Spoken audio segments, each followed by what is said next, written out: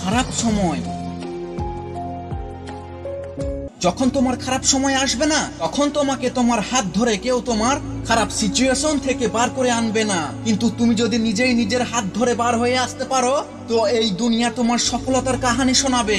আর তুমি যেটা সারাদিন নিজের মনে মনে বলতে থাকো যে কেউ আমার সাথে ভালো ব্যবহার করে না, কেউ আমাকে পাত্তাই দেয় না, একবার শুধু অকাত বদলাও, তারপর দেখবে তোমাকে দেখে লোক বিনা হওয়ায় আকাশে উড়বে। হ্যাঁ ভাই, তাই তোমার লাইফে যখন খারাপ সিচুয়েশন আসবে তখন মোটেও ভয় পাবেন না। কারণ রাতের পর যেমন দিন আসে, অন্ধকারের পর যেমন আলো আসে, ঠিক তেমনই খারাপ সময়ের পর একদিন ভালো সময়ও আসবে। আর যখন তোমার খারাপ সময় আসবে তখন ভয় পাবেন না, কারণ খারাপ সময় আসে শুধুমাত্র মানুষকে পরিবর্তন করার জন্য, মজবুত করার জন্য, শক্তিশালী বানানোর জন্য। খারাপ সময় যখন আসে একমাত্র আপনি তখনই বুঝতে পারেন যে আপনার কোন কোন জায়গায় পরিবর্তন আনা দরকার। খারাপ সময়কে দেখে ভয় পাবেন না, কারণ আপনি যদি সত্যিকারের কোনো কাজ জান প্রাণ ও মন দিয়ে করতে থাকেন, তখন আপনার কাছে খারাপ সময় এক নিমিষেই শেষ হয়ে যাবে।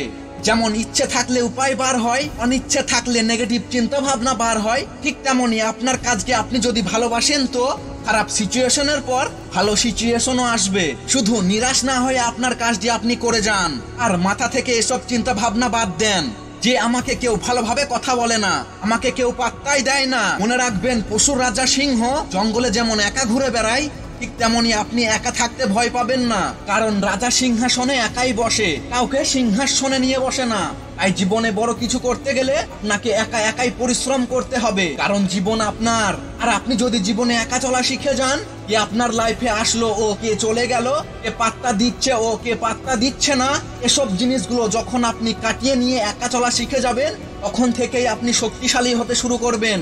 কারণ রাজার কাছে প্রজা প্রতিনিয়ত আসা যাওয়া করে।